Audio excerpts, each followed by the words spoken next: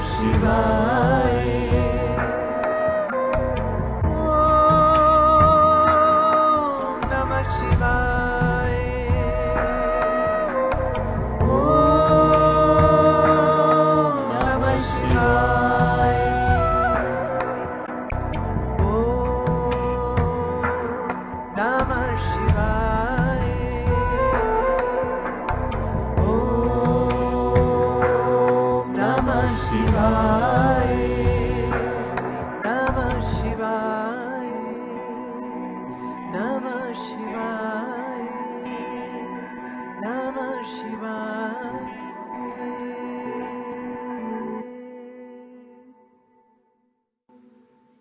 शिव है और शव है। शिव मतलब सच्चिदानंद परमात्मा। और अगर आपने सच्चिदानंद परमात्मा इस शरीर में रहते रहते नहीं ढूंढा तो फिर तो प्यारे शरीर तो शव ही होना है। इसकी अंततः तो यही दुर्गति है। अरे कितना खिला लो इस शरीर को। हिसाब लगा के देखो, अगर एक महीने में आपके घर में 10 किलो या 15 किलो आटा लगता है तो आज अगर आपकी उम्र 50 साल है, महाराज कितने किलो खा गए हो? कि मन खा गए हो? कि क्विंटल ही खा गए हो? कितनी दाल, कितने दूध? पर इस शरीर का अंत क्या है? मिट्टी। चिता की अग्नि में जल के भस्म होना, बस। बाकी प्यारे तुम जितने मर्जी नोट कमा लो और जितने मर्जी घर बना लो, सच तो ये है कि आपकी जिंदगी की असली कमाई सिर्फ आपकी साधना होती है, आपका सुमिरन होता है। बाकी तो सब ठेंगा ही है। अब कोई कहे मैं करोड़पति हूं, अपने सारे नोट नाल लेके जाऊंगा, जान गए कफन च बंद ही सारे जेवर जुवर पवा दो हैं जी मुर्दे नू, सदा सुहागन बना के हैं ले भाई तू सारा कुछ पा ले ते ले जा अपने नाल। अरे नहीं, तेरे कान में अगर कुछ कांटा वांटा है ना तो वो कहते हैं कि जी आखिरी स्नान कराना जरूरी है। ना जी ना, मुर्दे को क्या लेना सोच झूठ से, वो तो मर गया, वो तो मिट्टी है। अब सबके सामने हीरे की अंगूठी उतारती हुई बहू अच्छी लगेगी क्या? है पापा जी दे हत्थ विच हीरे दी मुंदरी सी, सारे दे विच किवें चुकणगे? इस करके नहीं जी स्नान कराना है। अंदर गए, सब कुछ उतार लिया। आ जाओ जी, खाली कफन लपेट के नंगा आया नंगा जावना। कोई न रैसी राजा राणा। मां के गर्भ से आए थे तो नंगे थे, चिता पे जाते हैं तो नंगे हैं। प्राप्ति क्या है प्यारे तेरी?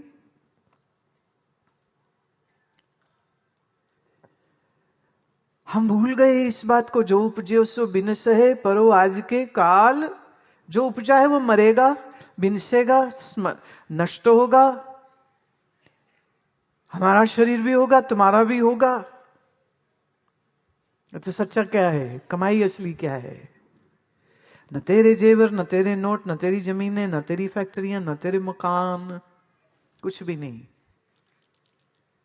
खास करके ना इस बात को थोड़ा और ध्यान देना। आजकल ना फोन सबके पास है। मैं कहती हूँ ये आज का राक्षस है, सबके पास है। मालूम क्यों? सारा समय इसी में घुसे रहते और जो वाहियात चीजें देखते हैं ना फिर। So I am taking this point to say this. Please don't let your little small children use the phone.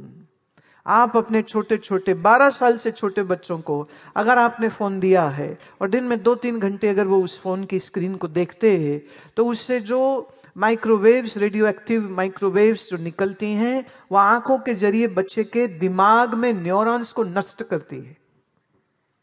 इसलिए आज के बच्चों में हाइपर एक्टिविटी है, क्रोध ज्यादा है, रोड रेज ज्यादा है, बेचैनी है, टिकते नहीं है, भागते रहते हैं, लड़ते रहते हैं। आप सोचते हो भी पता ही नहीं क्या है, बच्चे इतने अथरे क्यों हैं?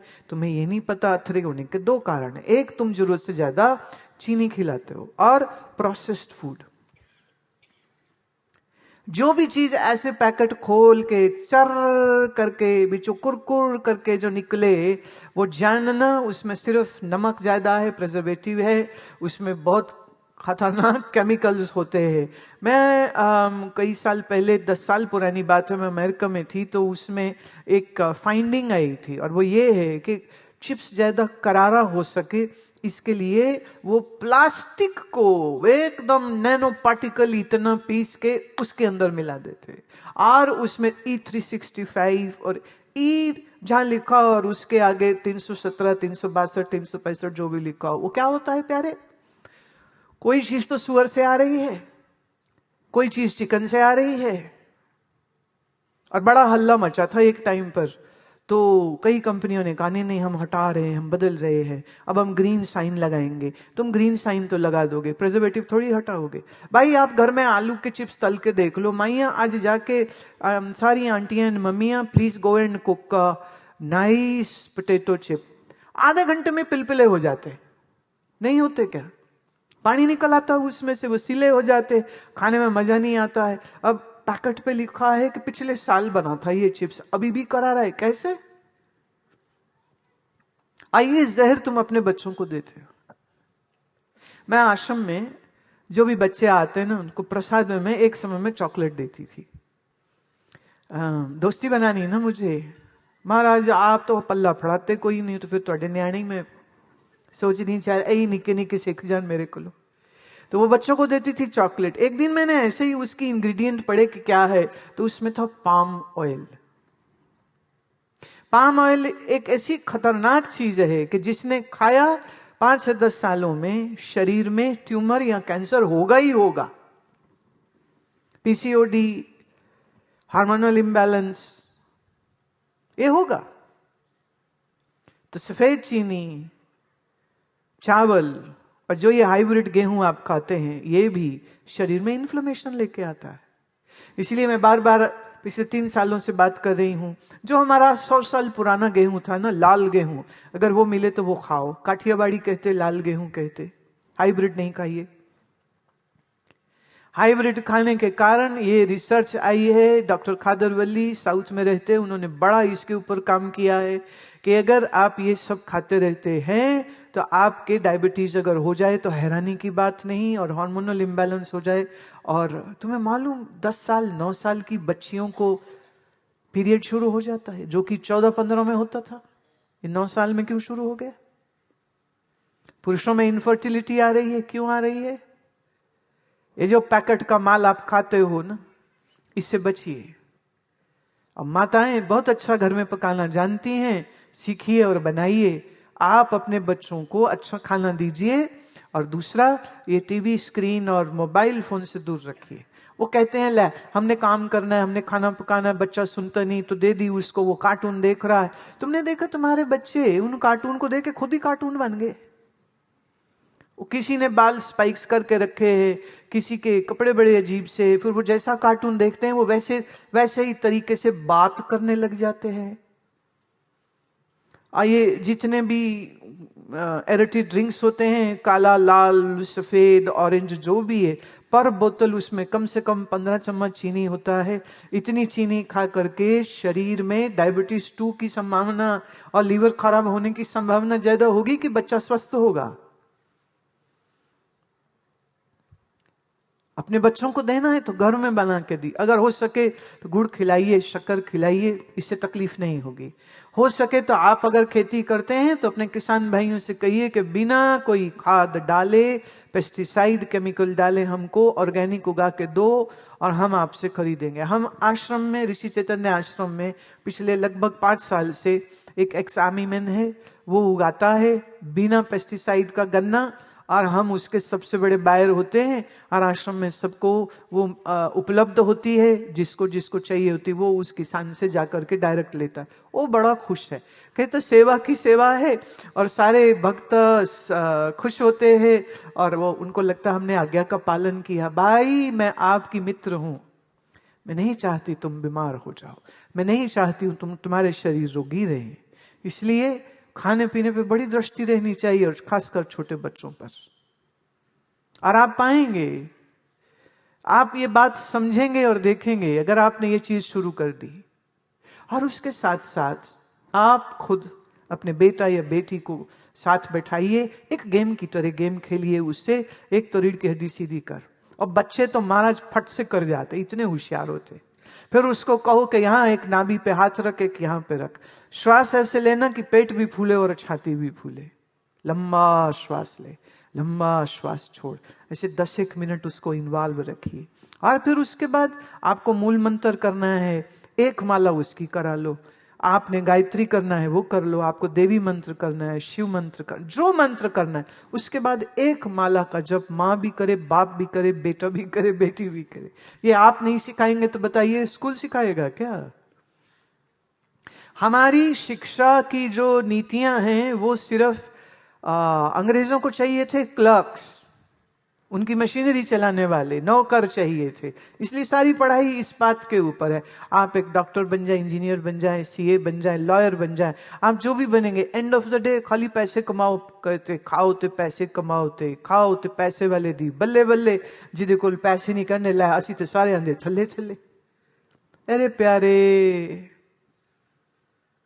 बल्ले उस दी है जिदे नाल भला सतगुर है, ਬੱਲੇ ਉਸ ਦੀ है ਜਿਹਦੇ ਮਨ 'ਚ परमात्मा ਦਾ प्यार है, ਬੱਲੇ ਉਸ ਦੀ है उसके जीवन 'ਚ खुशी है, उसके जीवन में प्यार है, उसके जीवन में मोहब्बत होगी, उसके जीवन में सुकून होगा।